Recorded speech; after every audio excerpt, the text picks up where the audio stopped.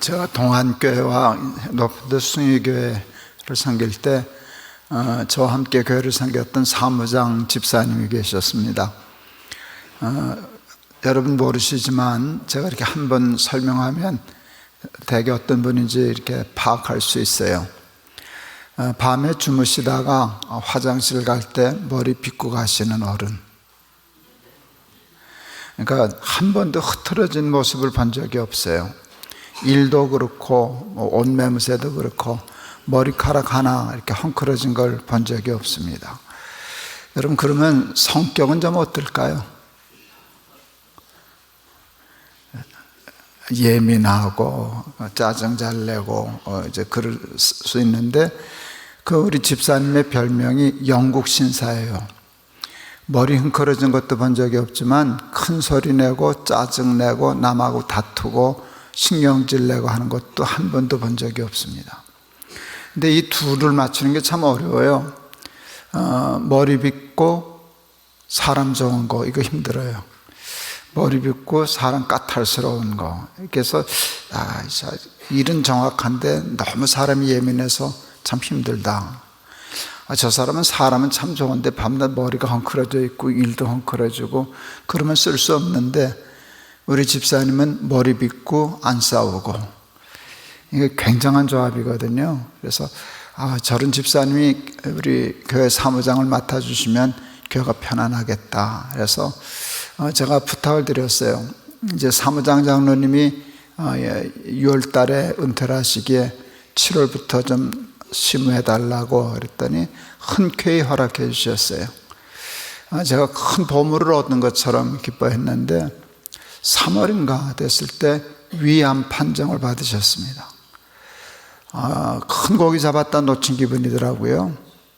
그래서 이제 분당에 있는 집에 신방을 가는데, 이제 우리 목사들이 환자 신방 갈 때 성경 어디 읽는 거 이제 대개 알고 있거든요. 근데 제가 한 번도 환자 신방을 갈 때 읽어본 적이 없는 성경 말씀을 제 마음에 주셨어요.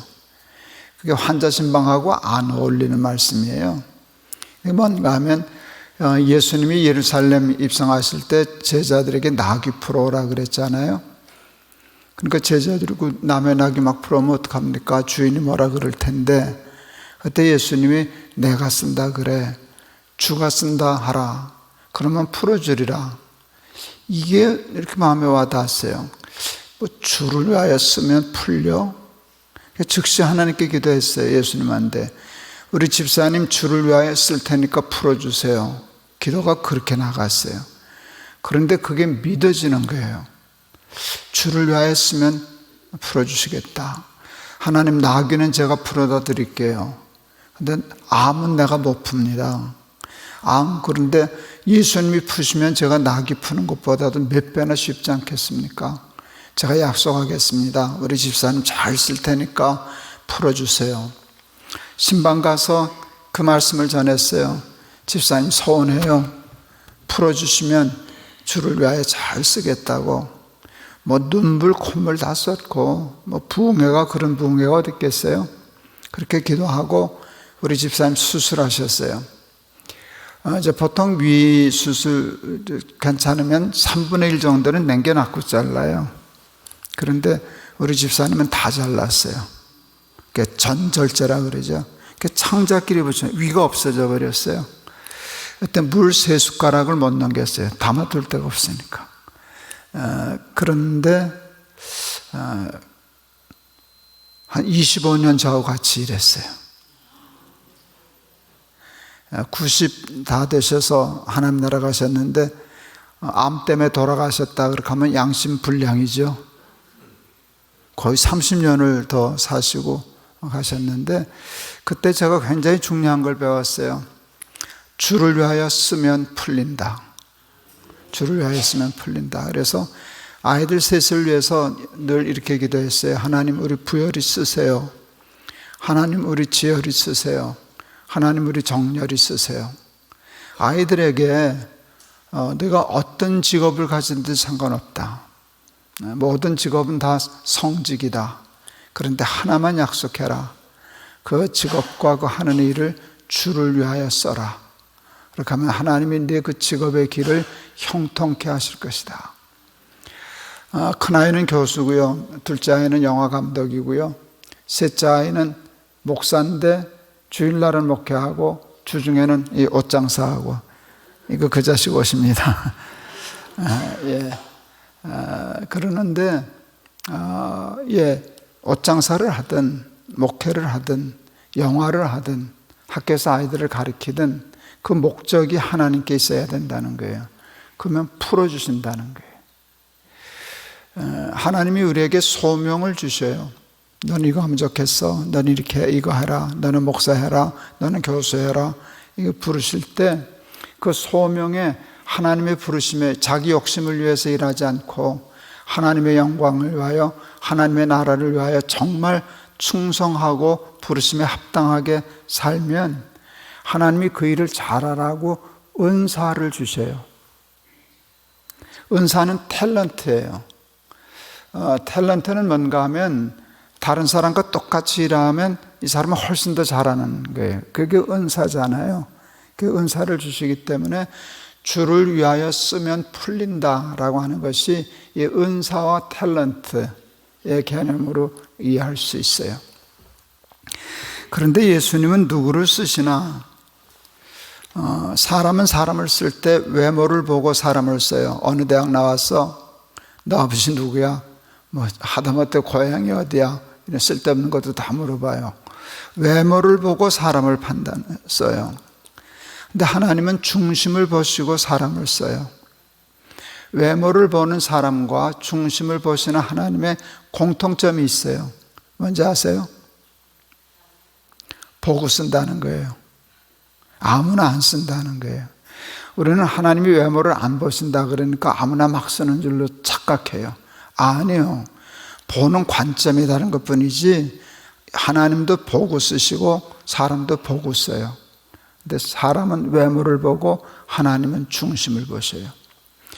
오늘 말씀은 예수님이 베드로를 스카우트 하신 내용이에요. 베드로는요, 예수님에게 나 좀 써주세요 하고 이력서 낸 사람이 아니에요. 베드로가 너무 마음에 들어가지고 예수님이 스카우트한 사람이에요. 이게 관심이 있어. 베드로가 어떤 사람인데 그렇게 욕심을 내셨을까? 그렇게 스카우트까지 하셨을까를 생각했어요. 그런데 외모를 보고 사람을 판단하는 베드로는요, 별로 가치가 없었어요. 베드로 어느 대학 나왔어요? 그건 저도 못 갔어요. 베드로는 외모를 보고 할 때 학벌이나 뭐 가문이나 모든 걸 볼 때 별 뛰어난 게 없어서 아무도 쓰려고 하질 않았어요. 그런데 하나님은 뭔가 중심을 보시고 쓰셨는데요. 아무도 베드로는 안 쓰니까 자기가 고기 잡았어요. 그걸 자영업이라 그러죠.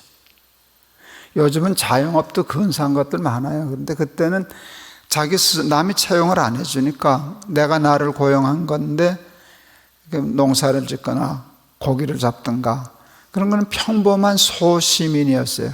그냥 누구에게나 발견될 수 있는 평범한, 지극히 평범한. 그래서 요즘 말하면 뭐 우리나라 삼성이나 현대나 LG나 이런 데서는 근처도 못 갈 사람이었는데 이런 대기업하고 비교할 수 없는 하나님이 베드로를 부르셨어요. 뭘 보고 부르셨을까? 예수님이 베드로에게 한 첫 말씀이 깊은 데로 가서 그물을 내려 고기를 잡으라 하는 말씀이었어요. 그때 베드로가 이렇게 대답해요. 밤이 맞도록 수고를 하였으되 얻은 것이 없지만은. 어제 밤새도록 베드로 뭐 했어요? 그물질 했어요. 몇 마리 잡았어요? 한 마리도 못 잡았어요. 이 사건을 놓고 밤새도록 그물질을 했는데 거기는 한 마리도 못 잡은 이 상황을 놓고 사람과 하나님이 보시는 관점이 틀려졌어요. 사람은 외모를 보잖아요. 밤새도록 일했는데 한 마리도 못 잡았어? 너 어부 맞냐? 그러니까 그런 면으로 보면 베드로는 유능한 사람이에요? 무능한 사람이에요? 무능한 사람이니까 안 쓰죠. 너 같은 거 우리 회사 망하겠다. 고기도 못 잡는 거. 그래서 한 마리도 못 잡았어. 그러니까 관심이 없었어요. 근데 똑같은 상황을 하나님은 달리 보셨어요. 뭐 한 마리도 못 잡았는데 밤새도록 그물질을 했다고. 이렇게 보면 베드로는 성실한 사람이 돼요. 끈기 있는 사람이 돼요. 쉽게 일을 포기하지 않고 한번 시작하면 끝장을 내려고 하는 충성스러운, 우직한 충성스러운 사람이 돼요. 맡은 자들에게 구할 것은 능력이니라 그러셨죠? 맡은 자들에게 구할 것은 충성이니라. 사람은 능력을 보고 사람을 써요. 근데 하나님은 중심을 보고 써요. 충성하는 마음이 그게 중심이에요. 능력은 하나님께 못 드릴 수 있어요. 뭐 능력이 없으면 못 드리는 거죠. 뭐 예를 들면 뭐 간단하지만 너 한 달에 11조 한 1,000만 원씩 내야 될 걸? 그걸 어떻게 내겠어요? 없는데. 뭐 1,000만 원 11조는 고사하고 1,000만 원 벌지도 못하는데 그렇게 하면 하나님 전 못 내요. 없어요. 그거는 못하는 거예요. 그런데 충성은 못하는 거예요? 안 하는 거예요? 그건 안 하는 것이지, 나 충성 못해요 라는 말은 이게 사실은 논리적으로 맞지 않는 게, 충성을 못하는 게 어디 있어요? 하면 되는 것이. 그러나 충성은 전적으로 내가 하면 되는 것이에요. 그런데 하나님은 또 충성을 요구하실 때 성경에 보면 내가 작은 일에 충성하였으니 내가 큰 일을 내게 맡기겠다 해서 작은 일에 충성하는 사람을 더 귀히 여기셔요. 여러분, 큰 일에 충성하는 게 쉬울까요? 작은 일에 충성하는 게 쉬울까요? 큰 일에 충성하는 게 쉬워요.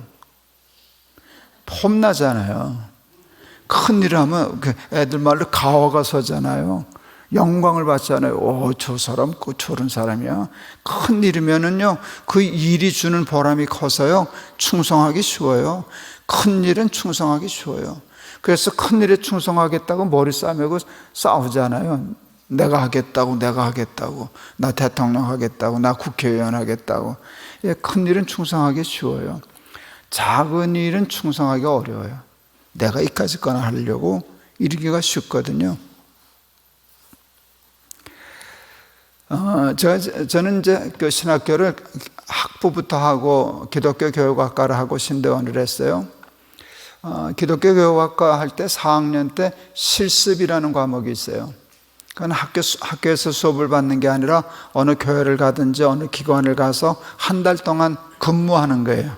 거기 있는 대로 뭐 출근하고 시키는 대로 같이 퇴근하고 일하고 하는데, 저는 총회전도부에 배정을 받았어요. 총회전도부 이제 한 달 동안 이제 출근하면서 일을 하는데, 총회전도부가 저한테 무슨 일을 시켰는가 하면 화딱지 나는 일을 시켰어요. 그때 총회전도부에서 무슨 기도운동을 했는데 10만 명 이렇게 신청을 받아가지고 하는 기도운동을 했었어요.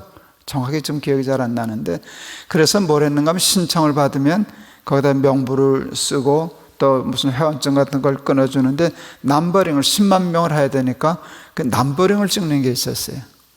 그러니까 여기 하나 찍고 여기 하나 찍으니까 20만 번을 찍어야 돼요. 그걸 직원을 시켰더니 힘들어서 짜증내고, 아르바이트를 시켰더니 재미없으니까 도망가고. 근데 내가 오니까 나는 도망을 못 가잖아요. 도망가면 졸업을 못 하니까. 잘 됐다 아주 나를 시키더라고요. 근데 제가 화가 났어요. 또 대학생, 대학 졸업하는 사람인데 이걸 실습을 뭐 일을 배워줘야지 이거를 시키는 법이 어딨냐. 총회전도 좀 비겁하다 내 생각했어요. 근데 안 할 수는 없으니까 가서 하루 종일 가서 착하다 이러고 있는데요, 화딱지가 나니까 삐뚤빼뚤 그냥 찍기만 하는 거예요. 그러다 어느 날 생각을 했어요. 도망도 못 갈 건데 어차피 해야만 되는 건데 이러고 짜증내서 하니까 그게 싫더라고요. 그래서 이왕 해야 되는 거 잘해보자 하는 마음을 갖게 됐어요. 근데 그게 뭐 잘해봤자 뭘 잘하겠어요? 뭘 잘하는가 하면 똑바로 찍자. 모양이라도 똑바로 찍자, 이쁘게 찍자. 그래서 정성껏 찍었어요. 그 다음에 예를 들면 하루에 100장을 찍었으면 잘하다 보니까 그게 또 뭐라고 숙련이 되는 거예요. 그래가지고 100장 땄던 게 200장 찍게 되고, 예를 들면 그래가지고 그 10만 거 하는 거 후딱 잘했어요. 그때 그 총회전도부 부장 목사님이 북한에 가셔서 돌아가셨던 LA 나성영락교회 목사님이셨던 김계영 목사님이셨는데 저 아주 제일 좋은 점수를 써주셨어요. 그리고 저한테 얘기하셨어요. 김전도사 졸업하고 어디 갈 때 마땅치 않으면 총회 전도부로 와. 김전도사 내가 1등으로 뽑아줄 거야. 제가 평생 일하면서 그래도 나 잘 풀렸는데 이렇게 하나님 앞에 잘 쓰임 받았는데 할 때 제가 기억하는 무엇 때문에 그랬을까 하면 그게 저한테는 제일 큰 사건이었어요. 그 남버링 찍는 거 그게 뭐. 근데 그거를 내가 잘했잖아요. 작은 일에 충성했잖아요. 작은 일 하나도 충성하니까 하나님이 저 자식 괜찮다, 성실하다, 정직하다, 쓸만하다.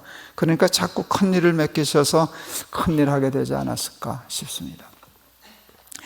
제가 말도 안 되는 질문을 할 테니까 대답하지 마세요. 목사가 높아요? 집사가 높아요? 말도 안 되는 질문에 대답하지 말라 그랬잖아요. 집사님들 한번 손 들어 보세요. 내가 저 뭐라 안 그럴 테니까. 예, 보세요. 자, 제가 어제 잠깐 얘기했죠. 제가 한 달에 한 번 설교 안 하면 400명에서 800명 안 왔다고. 집사님들은 교회에서 뭘 하세요? 이제 주일날 오면 안내위원도 하고 헌금위원도 해요.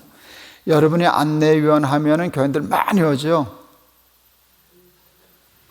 여러분이 안내위원, 오늘은 아무개 집사는 안내위원 안 하네. 나 교회 안 가. 그렇죠? 여러분이 하거나 말거나 교인들은 상관없어요. 그냥 와요. 그게 집사가 하는 일이에요. 또 헌금위원 하면 헌금 확 늘고 안 하면 헌금 줄죠. 또 여러분 빠져도 누가 대신 하면 돼요. 그게 뭐 그렇게 대단한 일은 아니에요. 또 집사님들이 하는 일 중에 하나가 재직회 참석하는 거예요.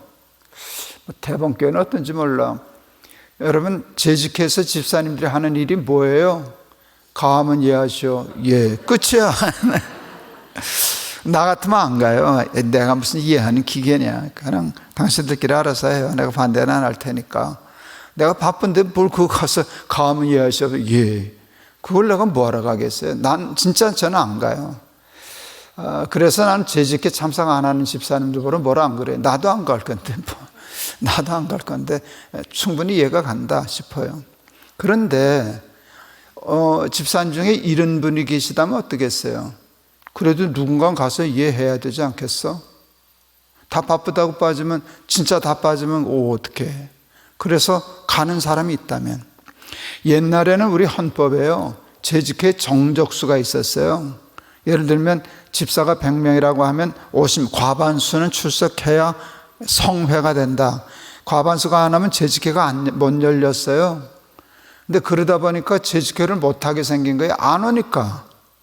나 같은 사람들이 많으니까 안 오는 거예요. 그래서 헌법을 바꿨잖아요. 여러분 재직회의 그 헌법이 뭔지 아세요? 모이는 대로. 여러분 그래서 대본교회도 아마 그렇게, 그러니까 몇 명이 모여든 재직회는 성수가 되는 거예요. 저희는 수천 명 모이는 교회였었는데 재직회 보면 몇십 명도 안 모였어요. 그런 사고방식을 가진 목사가 있으니까 집사님들이 오겠어요? 안 오지. 그런데 몇 명은 왔단 말이에요. 몇십 명이라도 와서. 그래도 교회가 돌아갔잖아요. 하나님은 그런 사람을 눈여겨보신다고요. 내가 다 안다. 그래도 누군가 가서 이해해야지. 그 이해하려고 하는 것이 충성이에요. 그게 충성이에요. 저희 교회가 2년 동안 교회 직분도 안 맡기고 일도 안 맡겼다 그랬었잖아요. 그런데 이제 자원에서 일하시는 분들이 좀 있었어요. 주차 봉사 해주시는 분들. 이제 차들이 올 때 그건 해줘야 되니까. 또 주보 갖고 안내하는 분들. 우리 안내위원 없어요. 그냥 자기가 와서 해요. 처음엔 집사님이었다가 이제 권사님이었는데 우리나라 아주 유명한 텔레비전 요리 강사예요. 여러분 얼굴 보시면 대개는 아실 분이에요. 그분이 이제 우리 교회 오셨는데 주일마다 시키지도 않는데 안내위원을 자처하는 게 주보 들고. 그런데 올 때 립스틱 짙게 바르고 향수 왕창 뿌리고, 그러니까 얼굴 풀 메이크업을 하고 제일 좋은 옷을 입고 그러고 와서 해요. 저는 그게 조금 거슬렸어요. 뭘 저렇게 주일날 예배 드리러 오는데 뭐 촬영하는 것도 아닌데 무슨 연예인처럼 이렇게 풀 메이크업을 하고 저러나. 그런데 어느 날 그 집사님이 그러셨어요. 저는 이제 아침에 일어나면, 주일날 일어나면 기도한대. 먼저 이거를 푼대요. 얼굴을 마사지해서 표정 굳어질까봐 이게 풀고 하나님 앞에 기도한대요. 하나님, 우리 교인들이 세상에서 힘들고 지치고 상처받고 있다가 오늘 교회 오는데 제가 환한 얼굴로 이쁘게 옷 입고 가서 환영하고 반가이 만났을 때 우리 교인들이 마음이 풀어져서 우리 목사님 설교하실 때 은혜 받게 해주세요. 그렇게 기도한다고. 그게 충성이에요. 그게 충성이에요. 그렇게 하면 하나님이 귀히 쓰셔요. 귀히 쓰셔요. 그분이 이제 암으로, 저보다 한 살 아래 권사님이신데 암으로 돌아가셨어요. 임정을 앞둬서 임정 예배를 드리러 제가 일산을 갔어요. 제가 임정 예배 드리고 2시간 후에 돌아가셨는데요. 근데 돌아가시기 2시간 전까지 장난을 치더라고요, 이 권사가. 저한테 뭐라 그런 줄 아세요? 목사님 그래요. 예, 그랬더니 미인 박명이래. 나 참, 2시간 후에 죽을 사람이 목사하고 장난치고 있어요. 목사님, 그 가족들 지금 다 있잖아요. 아들, 남편 다 우리 아내도 있고 그런데 목사님 미인 박명이래. 얼마나 웃었는지 저 안 잊혀져요. 그러니까 그렇게 죽음 앞에서도 두렵지도 않고 당당하고 곧 천당할 것처럼 기뻐가지고 미인 박명이래 이루고 세상 떠났는데, 여러분 그런 사람들을 하나님이 귀히 여기시고 그런 마음으로 일할 때 하나님이 도와주시는 줄을 믿습니다. 그래서 여러분 교회에서 작은 일이라도 마음을 다하고 뜻을 다하고 충성을 다하는 여러분 되시기를 바랍니다. 그런데 어제 했던 것까지 기억하세요. 그렇게 충성한 후에 나는 아닙니다. 주인 노릇하지 말고 주장하지 말고 자기를 지어내고 그렇게 하면 하나님이 가장 큰 일에, 귀한 일에 쓰실 줄을 믿습니다. 이게 이제 어려운 얘기인데, 듣기는 쉬운데 살긴 좀 어려운 얘기인데, 하나님은 누구를 쓰시나 하면 주를 위하여 쓰는 사람을 쓰셔요. 주를 위하여 쓸 줄 모르는 사람을 안 쓰셔요. 주를 위하여 쓰는 사람을 쓰시고 주를 위하여 안 쓰는 사람을 안 쓰셔요. 당연한 일이죠.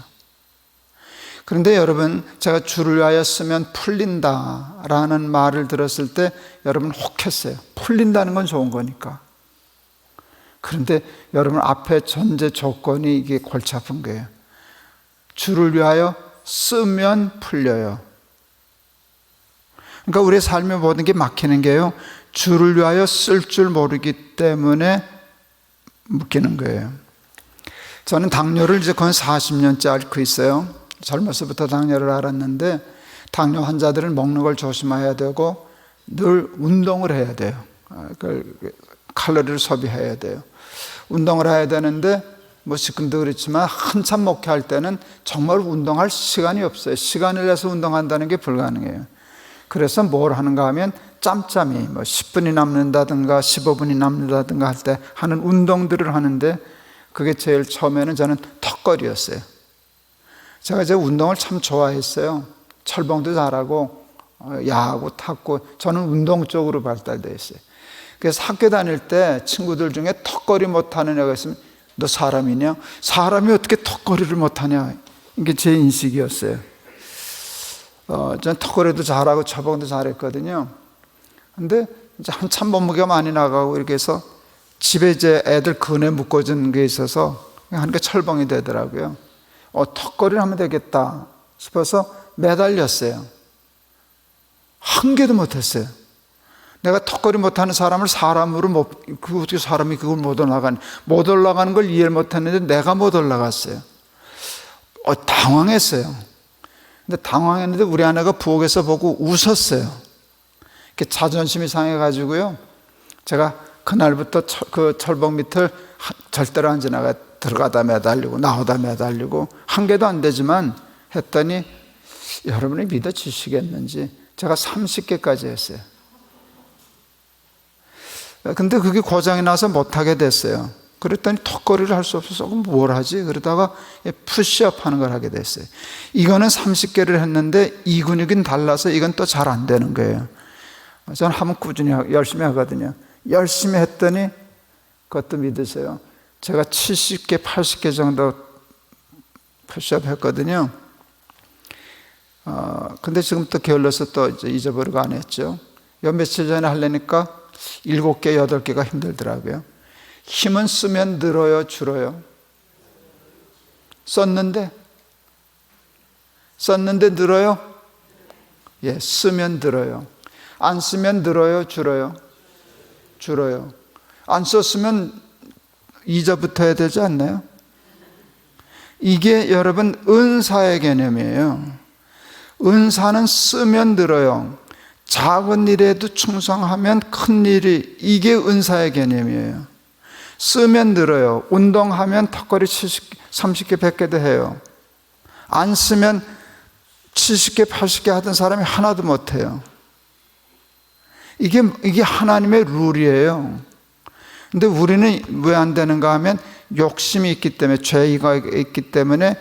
욕심은 쓰고 싶은 마음이에요? 안 쓰고 싶은 마음이에요?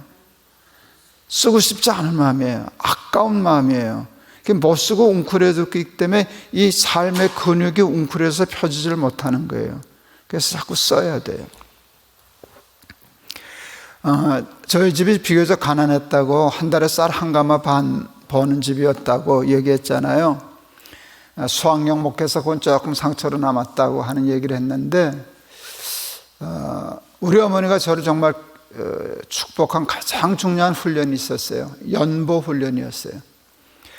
저는 종이돈으로 용돈 받아본 기억이 어려서는 없어요. 아들 하나밖에 없는 거를 종이돈으로 용돈을 줄 수 있는 여유가 집안에 없었어요. 어쩌다 가끔 동전 한두 개 얻었었어요. 그런데 우리 어머니가 제 교회 갈 때 한 번도 동전 들려서 교회 보낸 적이 없어요. 꼭 종이돈으로 연보돈을 주셨어요. 추수감사절날 추수감사 헌금을 했는데 저 기억이 나요. 그때 꽤 큰 돈을 냈어요. 우리 목사님이 어른 예배 시간에 제 헌금 봉투 들고 와서 광고했어요. 유년부 아이가 이만큼 헌금했다고. 뭐 내가 했나? 우리 어머니가 준 거 배달했지, 사과 안 하고. 이제 그랬었어요. 그래서 여러분, 제가 이게 믿어주셔요. 무의식 속에 제가 깔려있는 게 뭔가 하면, 작은 돈은 내가 쓰고 큰 돈은 주를 위하여 쓴다는 게, 이게 말이 안 되는 것 같은데 저는 어렵지가 않았어요. 어머니가 그렇게, 나 먹을 거는 동전으로 주고 하나님 앞에 드릴 건 종이돈으로 줬으니까, 한 번도 그건 바뀐 적이 없으니까. 거기다 우리 외할머니가 한 번 오셨었는데, 주일날 내가 종이돈 들고 이렇게 연보돈 가는 걸 보니까 놀라셨어요. 할머니 생각에 우리 집 가난한 걸 아니까 동전 들고 갈 줄 알았는데 종이돈 들고 가니까 칭찬하시더라고요. 너 용타. 뭐 내가 용한가? 뭐 우리 어머니가 용한 거죠. 그런데 할머니가, 근데 너 그거 틀렸다 그래요. 뭐가 틀렸는데? 할머니 그랬더니 구겨졌다는 거예요. 그래서 몇 시까지 가냐? 그래서 몇 시까지 가면 됩니다. 그랬더니 시간 충분하니까 기다려라. 그리고 할머니가 그 돈 데려주셨어요. 여러분, 저도 이래봬도 전기다리미 쓰던 시대 사람은 아니에요. 그때 다림질 하려면 풍로에다 숯불 피워가지고 무쇠다리미 해가지고 데렸어야 돼요. 여러분, 10,000원 데리면 20,000원 되죠? 안 데리면 구겨주면 9,000원밖에 안 쳐주죠? 나는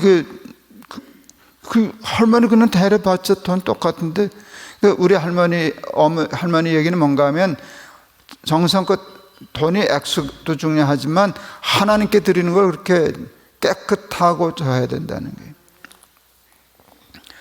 거예요. 저희는 지금 그 헌금을 이제 거의 이제 인터넷 계좌로 보내죠. 여러분, 계좌를 이용하는 일이 교회에서 회계하기 굉장히 편리해요.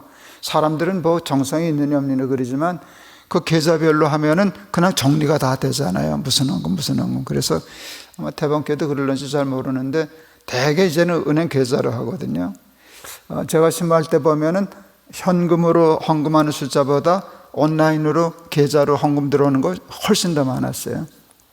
저도 그렇게 하는데 예전에 그러기 전에는요, 저는 꼭 은행에서, 우리 아내가 그랬죠. 은행 가서 신권 바꿔서 신권으로만 애들 연봉 던졌어요. 한 번도 써보지 않은 신권. 은행 거래 잘하면 가서 바꿔줘요.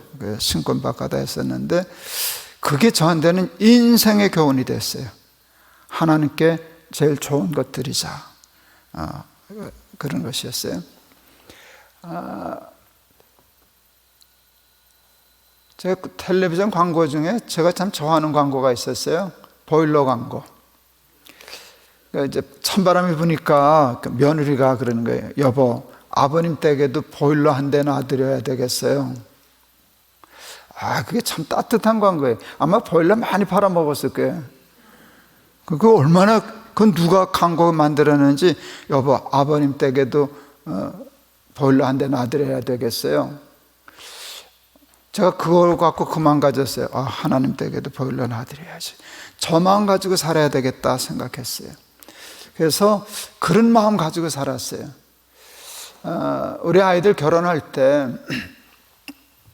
큰아이도 그렇고 둘째도 그렇고 셋째도 그랬는데 결혼식 할 때 저희는 결혼식을 가능한 한 비용을 줄였어요. 특히 우리 막내 할 때가 제일 좋아했는데 우리 막내 아들이 자기 예물예단 하지 않겠다고 예물예단 하지 않았어요.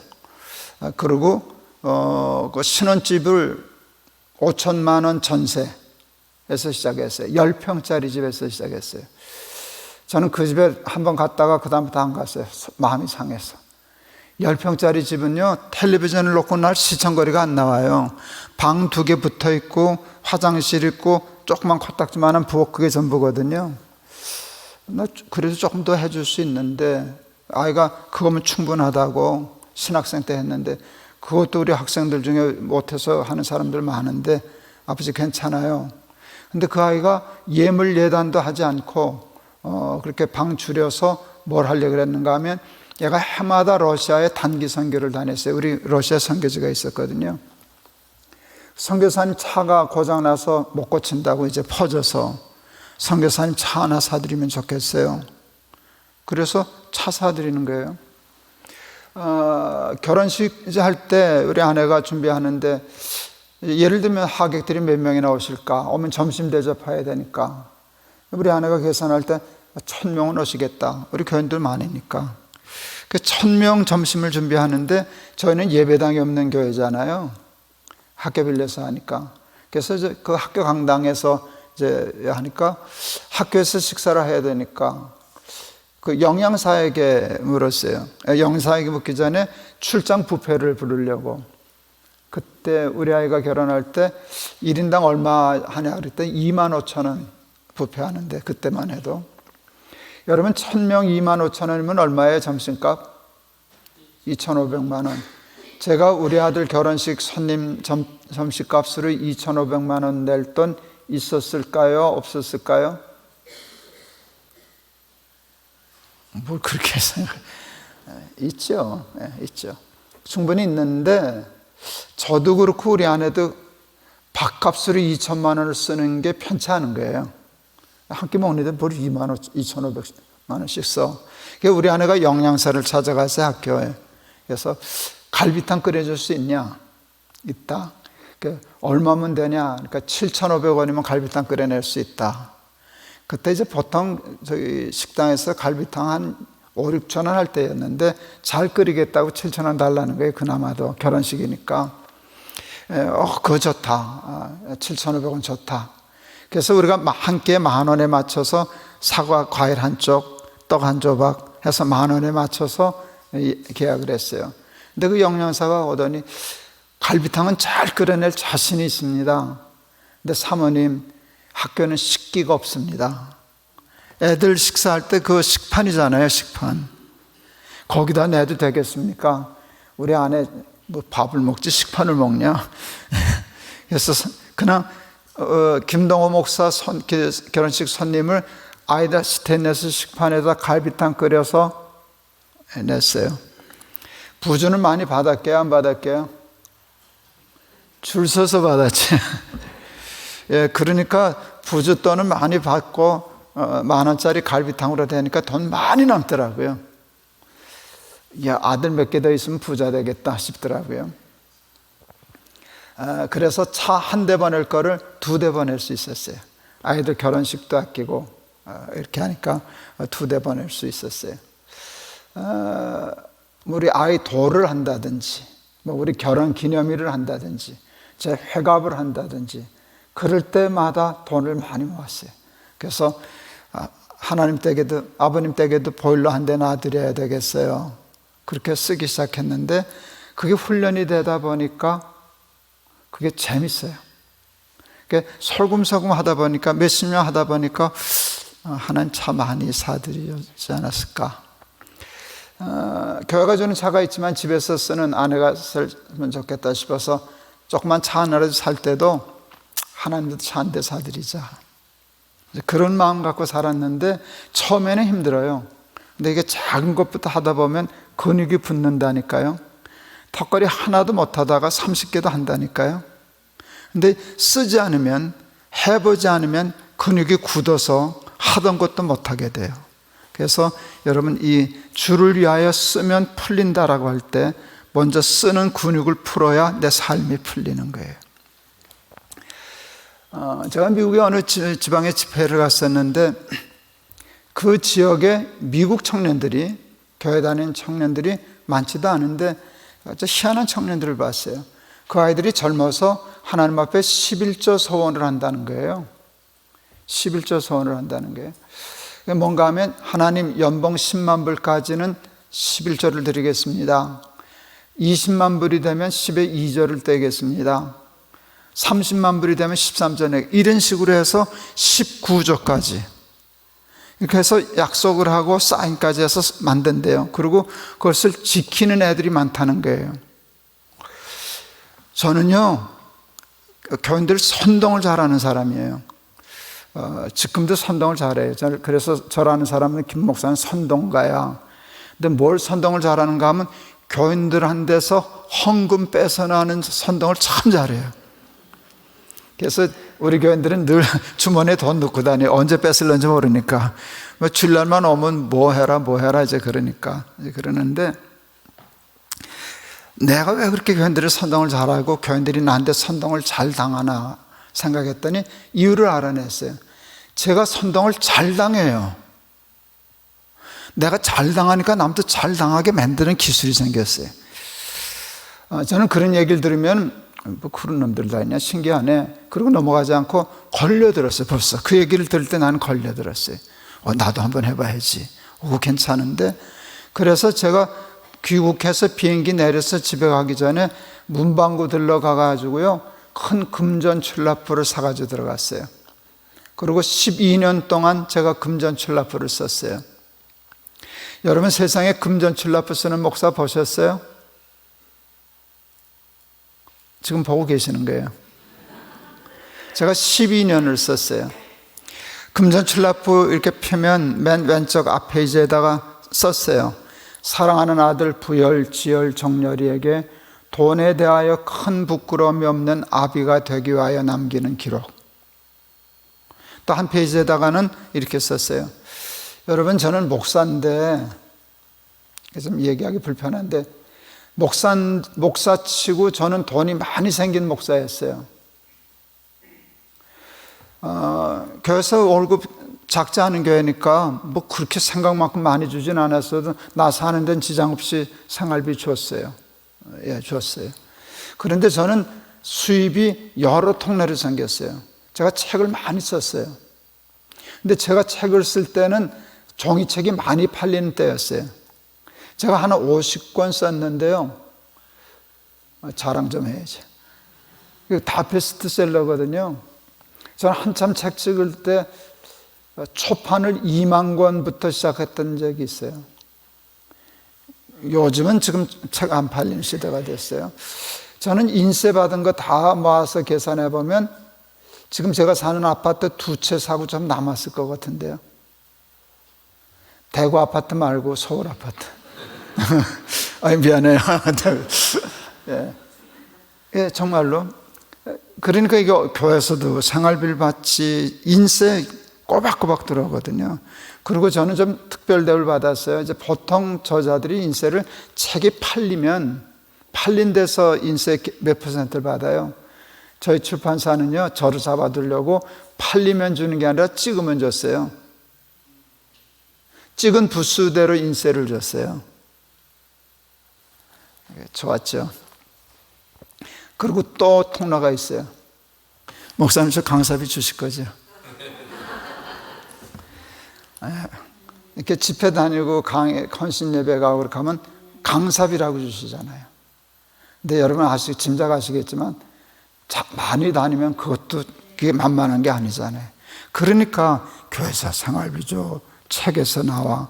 이러니까 저는 11조만 내고 살았으면 큰 부자 됐을 것 같아요. 그런데 하나님 앞에 약속했어요.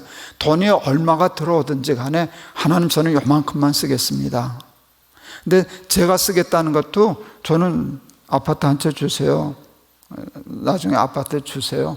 나 경제적으로 독립하게 해주세요. 저 쓸 게 있어요. 그런데 저는 그것보다도 남아서 이 이상은 욕심 안 부리겠습니다. 그래서 제가 썼어요. 한 달에 얼마가 생기면 얼마를 뗄 거라는 표를 만들었어요.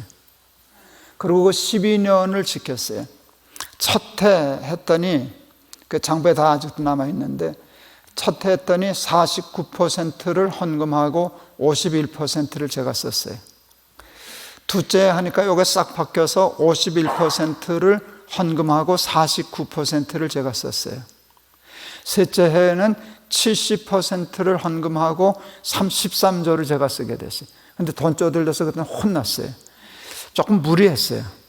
무리해서, 왜 무리를 했는가 하면, 어제 우리 교육관 선거 얘기했었잖아요. 그 건물 산 얘기. 그거 우리 아내가 이제 3년 작정하고 헌금을 했어요. 저희는 헌금을 할 때 우리가 할 수 있는 최대한으로 최선을 다하는 헌금으로 하는 거거든요. 그러니까 3년 동안 내겠다고 했는데 2년째 되는 해에 제가 이렇게 돈이 더 많이 생겼어요. 인세도 많이 들어오고. 그러니까 성질 급하신 우리 마나님이 2년치를 한꺼번에 내시는 바람에 좀 무리가 됐어요. 그래서 굉장히 좀 쪼들렸어요. 우리 막내 아들이 지금 옷장사라는 놈이 옷을 너무 좋아하는 아이예요. 그래서 이제 상을 주면 이제 옷사입이라고 하는 게 제일 큰 상인데, 그때 우리 아내가 아이 칭찬할 일이 있어서 카드를 주면서 30만 원 오케이? 그랬더니 좋다고 들고 나갔어요. 30만 원짜리 옷사입으라고. 이 자식 나가더니 45만 원짜리를 들고 오셨어요. 30만 원 약속하고. 저 엄마한테 약 많이 맞았지. 그런데 이 자식은 웃어요. 야단 맞으면서. 야단은 잠깐이고 옷은 몇 달이다. 근데 저는 우리 그런 아이들 야단 안 치거든요. 애들이 그런 거지 뭐. 그래서 근데 제가, 야 정렬아 좀 들어와. 야단 안 치는 애비가 부르면 좀 긴장하잖아요. 긴장하는데 야단 안 쳤어요. 너 아버지 아빠 장부 쓰는 거 알지? 예. 보여줄까? 우리 아들 놈 중에 내 장부 본 놈은 그놈밖에 없어요. 보더니 기겁을 하더라고요. 무슨 목사가 돈이 이렇게 많이 생겨요? 생기는 걸 어떡하냐. 근데 그 다음 중요한 게 지출란이잖아요. 하나도 안 빼놓고 쓰니까. 그리고 약속한 대로 하려고 늘 계산기를 가지고 퍼센테이지를 쓰고 있으니까 그거 지켰나. 그걸 보더니 정말 이렇게 살았냐고. 그래서 그럼 뭐 아버지가 거짓말 하겠냐. 너 이거 봐, 이거 작년에 엄마가 이렇게 2년치 한꺼번에 내는 바람에 이거 70%잖아. 돈 쪼들렸어. 너 30만 원은 계산이 돼서 괜찮아서 줬는데 약속 없이 15만 원을 더 썼기 때문에 아빠 쪼들려 이번 달은. 이게 우리 아들한테는 충격이었어요. 천하에 자기 아버지가 자기 15만 원 더 썼다고 쪼들릴 거라고 하는 상상도 못했지. 아무 말도 안 하더니요, 그 다음날 나가더니 나하고 똑같은 금전출납부 사오더라고요. 그래서 내가 놀렸어요. 야, 이 자식아, 그거 사오면 쓰냐? 돈이 생겨야 쓰지. 저희 큰아이가 이제 대학 교수인데, 지금 서울에서 교수를 하는데, 이제 처음에 그 세종시에 있는 KDI 스쿨 교수를 했어요. 처음에. 제가 그 집에 갔을 때 이 아이는 이제 강의하러 학교 갔을 때 제가 혼자 이 집에 있었는데 서가에 보니까 나하고 똑같은 건전 슬로프가 있더라고요. 그 자식도. 열어보고 싶었는데 열지는 않았어요. 아들이지만 개인의 프라이버시가 있는데 뭔가 하면 그래도 흉내는 내고 싶다는 뜻 아니겠어요? 아빠처럼 살아보자. 그래서 돈에는 그렇게 몫이 있어서 하나님께 드리는 거, 또 가난한 사람에게 드리는 목, 이런 훈련을 이렇게 했었어요. 우리 부모님이 그 한 달에 쌀 한 가마 반 버는 돈을 가지고 아껴서 제가 중학교 3학년 때 65년도에 집을 샀어요. 나는 그걸 세계 8대 불가사의라고 생각해요. 그거 어떻게 그 돈을 모아서 집을 사요? 말도 안 되지. 가난을 물려주지 않으려고. 아들 하나밖에 없는 거. 그래서 저는 집이 있었어요. 그 집을 팔아서 용인에 땅을 사뒀었어요. 제가 사택에 생활을 하니까. 근데 그 땅, 한국의 부동산이 많이 올랐었잖아요. 저한테 그게 재산이 되었어요. 목사치고는.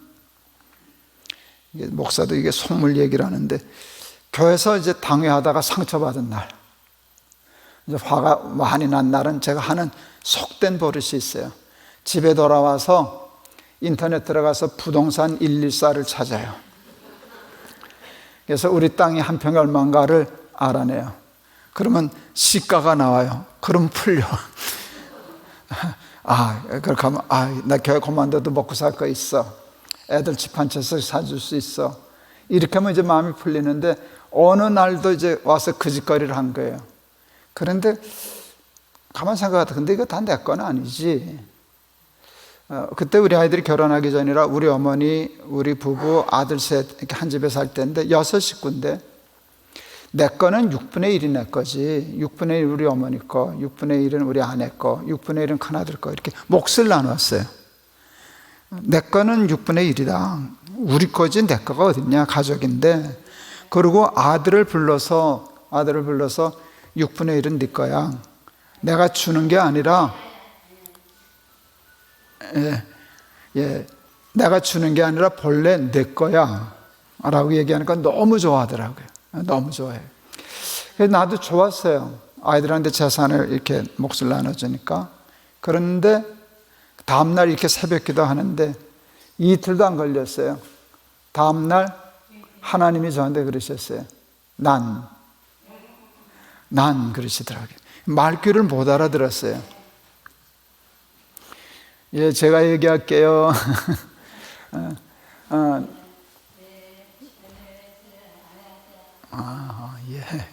괜찮습니다. 제가 그냥 할게요. 네, 아버지라면 왜 나는 빼놓고 너희들끼리만 나눠 가졌냐? 아버지라고 부르지를 말든가 주든가. 그래서 아이들 불렀어요. 하나님이 주든가 부르지를 말든가 아버지라고 부르고 왜 내 건 안 주냐 그러신다. 그랬더니 애들이 웃더라고요. 맞았네, 우리가 하나님 빼먹었네. 하나님이 우리 가족인데, 우리 7식구인데 6식구를 생각했네. 그래서 정말로 7분의 1을 하나님께 드리기로, 그래서 우리는 7분의 1씩 갖기로. 그날 제가 참 기뻤어요. 왜 기뻤는지 아세요? 그게 안 아까웠어요. 저한테 그거는 재산에, 나하고 똑같이 재산을 나눈 거기 때문에 저한테는 작은 돈은 아니에요. 근데 우리 아들도 아까워하지 않았고 우리 식구들 중에 누구도 그거 아까워하지 않아서 하나님께 드리는 거예요. 그게 너무 기뻤어요. 내가 하나님이 아버지가 맞구나. 근데 그거를 그렇게 이제 하나님께 드릴 생각을 하고 하니까 그렇게 살면 구약의 희년의 정신을 실천하는 것도 되겠구나. 내가 번 돈 다 내가 쓰지 않고 한 몫은 하나님께 드리고 세상에 환원하는 거니까 그게 희년의 정신을 실천하면 세상도 좋아지겠구나. 그래서 그걸 이제 설교를 하려고 그랬더니 걸리는 거예요. 우리 교회에도 부자들이 있거든요. 나야 그래봤자 뭐 그렇지만 부자들이야 n분의 1대라면 그 엄청난 건데, 잘못하면 부자 장로들 다 도망가겠다. 근데 뭐 도망갈까 봐 설교 못할 수는 없어서 기도를 많이 하고 설교를 했어요. 그 설교를 조심스럽게 했더니 아니나 달라 우리 교회 제일 부자 장로님이 나 만나자고 연락이 왔어요. 난 드디어 올 게 왔구나. 이제 우리 교회 안 다닌다고 인사하러 오는 줄 알았어요. 근데 들어오시는데 장로님 얼굴이 괜찮아요? 장로님 어떻게 오셨어요? 그랬더니 장 목사님 지난주 설교 너무 좋았습니다. 그래요. 놀래가지고 그 설교가 좋았다고요? 장로님 많이 뺏겨야 되는데 그랬더니 우리 장로님 말이 웃기시더라고요. 숭이교 오면 다 뺏길 줄 알았지 뭐. 근데 다 뺏길 각오하고 왔는데 n분의 1만 내고 자기 목도 써도 되고 자식들도 좀 줘도 너무 좋다는 거예요. 그 목사님 너무 좋은 설교입니다. 그러더니 우리 장로님들 몇 분이 은혜가 뻗쳐가지고요, 우리 교회 홈페이지에다가 공개 유언장을 몇 분이 썼어요. 자기 죽으면 3분의 1 내놓겠다고, 절반 하나님께 드리겠다고 몇 분이 그랬어요. 근데 이 양반들이 죽어야 봤지. 그래서 제가 당연하다 그랬어요. 왜 안 죽냐고. 아니, 공개 유언장까지 써놓고 왜 안 죽냐고. 장로님들이 웃죠. 우리 목사님 유산 쓰고 싶어가지고 죽기 기다린다고. 그래서 제가 그랬어요. 죽지 않아도 돼요. 안 죽어도 되는 법이 있어요. 어떻게 하면 됩니까? 그걸 왜 죽은 다음에 내요? 내고 죽으면 되지. 하나님 앞에 목소리 주고 글을 쓰시라고. 내가 그렇게 아무리 유언장을 써도 죽은 다음에 아들이 안 지키면 그만이라고. 그건 애들한테 달린 거지. 또 애들이 다행히 효자가 되고 믿음이 있어서 지킨다고 쳐도 장로님은 집사님은 그 돈 못 써보고 죽는 거잖아. 내가 번 돈인데 내가 쓰고 죽어야지. 너는 네가 하나님의 건 네가 벌어서 내. 여러분, 나를 위해 쓰는 것도 재밌지만은요, 주를 위하여 쓰는 것도 이게 맞들이면 상당히 괜찮아요. 그거는 내가 번 돈인데 내가 쓰고 죽어야지. 그래서 저희 교회에서는 이런 운동을 했었어요. 트리플 30라는 운동을 했었어요. 인생을 90으로 보고 30년 동안 공부하자, 30년 동안 돈 벌자, 30년 동안 잘 쓰다 죽자. 잘 쓰다 죽자. 그렇게 하는데 그 말에 제가 걸려들었어요. 처음에 7분의 1 드리려고 그랬잖아요. 그런데 이게 근육이 생기더라고요. 아까 얘기했잖아요. 하나도 못해도 자꾸 하다 보면 2개 하게 되고 10개 하게 되고 된다고. 좀 더 드려도 되겠는데, 그래서 3분의 1을 하나님께 드려도 되겠다 생각했어요. 그러면 아이들 다시 불렀어요. 9분의 1 이렇게 해요. 그러다 절반 드리려고 하다가 이제 간이 완전히 부어가지고는 가만 생각하니까 없어도 살겠더라고요. 나도 집도 있고 나 연금 넣은 것도 있고 애들 공부 다 했고, 그래서 하나님 앞에 다 드리고 싶었어요. 근데 그게 다 내 건 아니잖아요. 애들 지분이 있으니까. 애들 불렀어요. 그 할머니 할아버지가 정말 고생해서 안 입고 안 먹고 안 쓰고 모은 돈인데 아빠는 그 돈 쓰기가 아깝다. 우리 그거 없어도 살 수 있는데 그 할머니 할아버지 이름으로 기념해서 하나님께 다 드리자. 그랬더니 큰 놈 셋째 놈이 그냥 쉽게 너무 좋다고. 너무 좋다고. 근데 둘째가 영어 하느라고 바빠서 볼 수가 없어서 메일을 보냈어요. 이런 생각이 있는데 너는 어떠냐? 답장이 3줄로 왔어요. 좀 많다. 우리한테는. 근데 셋째 줄이 너무 감사했어요. 그런데 아빠 너무 좋다. 너무 좋다. 그래서 근데 다 드리진 못했어요.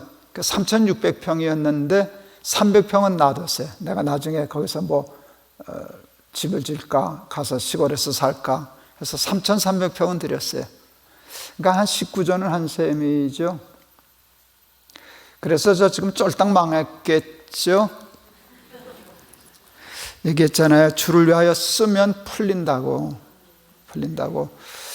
자리를 내놨더니 더 좋은 자리가, 명예스러운 자리가 하나님 저한테 주셨어요. 물질도 자꾸 썼는데 제가 절대 가난하지 않아요. 절대 가난하지 않아요. 아직도. 저는 은퇴하고 교회에서는 받는 거 없어요. 그걸 기도하고 살았거든요. 그런데도 내일 간증하려고 그러는데요. 제가 얘기했죠. 저 벤츠 타고 다닌다고. 근데 그 벤츠를 제가 산 게 아니라 아들이 사줬다고요. 여러분 생각해 보세요. 제 아이들이 아직 다 40대인데 지 앱이 그래도 벤츠 사줄 정도 있으면 자기 먹고 사는 거 걱정 없다는 뜻이죠. 맞잖아요. 쓰면 풀린다고. 쓰면 풀린다고. 일도 풀리고 자리도 풀리고 경제도 풀리고. 그게 하나님의 원리예요. 좋은 제자가 되는 것은 주를 위하여 쓸 줄 아는 사람이 되는 거예요. 그래서 그런데 여러분, 이게 욕심은 나실 텐데 갑자기 하면 힘들어서 안 돼요. 11조부터 시작하세요. 11조도 어려워요. 근데 11조부터 하다가 저 영역 회점은 요만큼 더 뗄 수 있다. 여러분 신앙생활 열심히 하시는 분들은 대개 11조 이상 해요. 교회들 하다 보면 아시잖아요. 주일헌금도 하고 뭐 감사헌금도 하고 어디 뭐 성경헌금도 하고 하다 보면 늘어나는데 그걸 아까워하지 말고 근육을 자꾸 늘려나가면 신기해요. 했는데 여기서 들어오는 게 더 빨라. 내가 주를 위하여 쓴 것보다 하나님이 나를 위하여 쓴 게 더 많아진 것 같아요. 그래서 그런 일에 쓰임받아서 마음껏 하나님을 위하여 쓰임받는 큰 달란트, 5달란트 같은 사람처럼 쓰임받는 좋은 제자들 다 되시기를 축원합니다. 한번 기도하겠습니다. 하나님 감사합니다. 부족한 거 보내주셔서 말씀 전하는데 말씀 씨앗 되게 하시고 저들을 옥토 되게 하옵소서. 듣기는 쉬웠지만 살기는 어려운 말씀입니다. 하나님 충성하게 하시고 주를 위하여 쓸 줄 아는 사람 되게 하시사 하나님께 은사를 받고 능력을 받아서 많은 달란트를 받아서 하나님 앞에 크게 쓰임받는 좋은 제자들 다 되게 하옵소서. 예수 그리스도의 이름을 받들어 기도하옵나이다. 아멘.